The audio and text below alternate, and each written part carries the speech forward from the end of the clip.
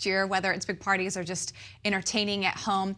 And one person who knows a thing or two about hosting elegant and amazing events is First Lady Melania Trump.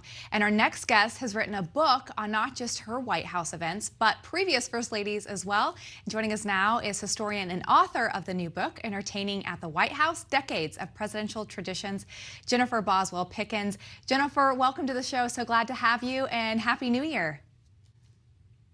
Happy New Year to you. Thank you so much for having me. All right, I have to hold up this book because I am so impressed by it. It is gorgeous. The book itself is... This is beautiful. I want to put this on my coffee table and just stare at it. In the pictures and the imagery inside is gorgeous. A lot of us only get to see pictures of this on TV or rarely. But I got to ask you, what made you want to write this book? And did you have access to first ladies or social secretaries? I know that Melania Trump actually wrote the foreword for this. Yeah, it's such an honor. First Lady Melania Trump did write the foreword, and she did. I mean, it was amazing. The Trumps really, and I don't think they get enough credit for this, they've really opened up the White House to so many people, not just me. She did things like opening up the movie theater during her tenure, but they allowed me to interview the chefs. I spoke with some of the White House chief ushers. It's such an amazing time to speak with the social secretaries, both prior ones and the current ones. So it really was such an honor and treat to get to do all this research and share with the world the People's House and all these wonderful traditions that have continued. You know, in the book, you show the different administrations and what they did for entertaining, and then you've got a section on papal visits and Christmas to the White House. When you were looking at this and researching it, what was like the most extravagant event that had occurred at the White House throughout these different administrations? Oh, of course, you would ask one of the hardest questions, Sean. They're each, administration brought its own flavor. That's really kind of too hard, but I have to be honest. I do think the last state dinner the Trumps had in honor of Australia might have been just one of the most amazing events to have ever witnessed and seen. It was the largest military performance in the history of the White House. All the different branches of the military were represented, and they completely surrounded the Rose Garden where the guests were dining, including the president's own Marine band was actually situated on the roof of the Oval Office playing the music, and they ended with simple gifts, and it was just absolutely breathtaking. Wow. Even Henry Kissinger, who was in attendance, reportedly was in tears. Wow. And coming from someone like him that has attended so many different events from so many different administrations, that really sort of says it all. That says it all. That's amazing. As Sean mentioned, this goes over several administrations, 60 years, I believe, in the book that you cover. What was one of the most interesting things that you learned while you were doing research for this? One of the most interesting to me is just how things have evolved over time. And a lot of people don't realize that Jackie Kennedy actually did have a lot of impact on the White House and the way we receive foreign heads of state. She actually is the creator of the arrival ceremony during a state visit, which a lot of people don't understand. It's not just for what we as Americans are seeing, but it's really echoed around the world, and it's a big deal, and different press really covers it globally, not just for the visiting country.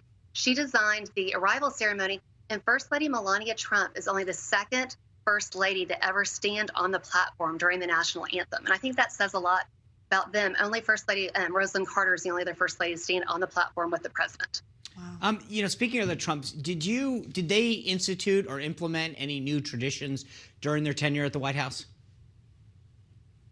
Of course, I think one of their greatest attributes is really highlighting U.S. military performers and the musicians from the United States military. And it wasn't just at these state visits like we were talking about in the honor of Australia, but they even like it during your traditional holidays like Halloween. Typically, you'd have fun Halloween music in the background. She actually had United States military performers cascading down the south, down the stairs of the South Colonnade performing. And I think that's a wonderful tradition that they've added.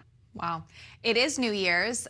You write about a lot of the holidays in there. Is there anything specific for New Year's that's a tradition to the White House? I have to be honest, the Clintons had one of the, you talk to the White House executive resident staff and famous chefs like Roland Mesnier, who served for decades at the White House. He would tell you that was the hardest 24 hours of work they've ever done. Going into the millennium, they had a party that started that afternoon and went into the wee hours of the morning.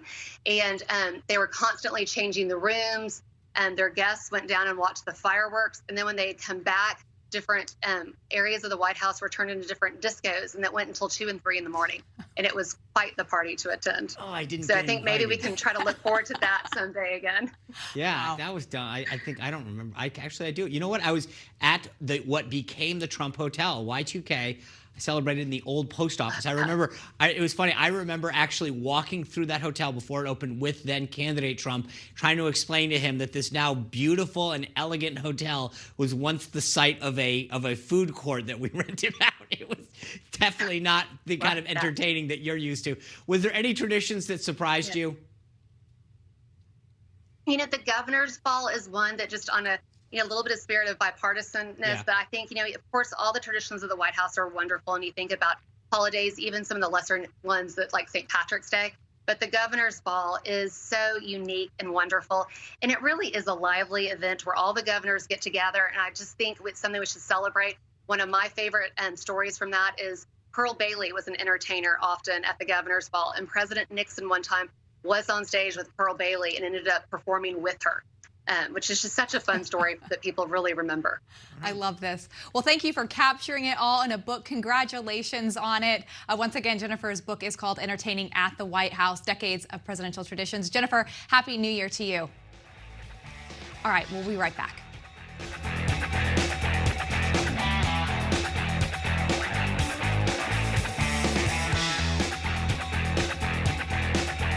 Closed captioning brought to you by Super Beets, a superfood breakthrough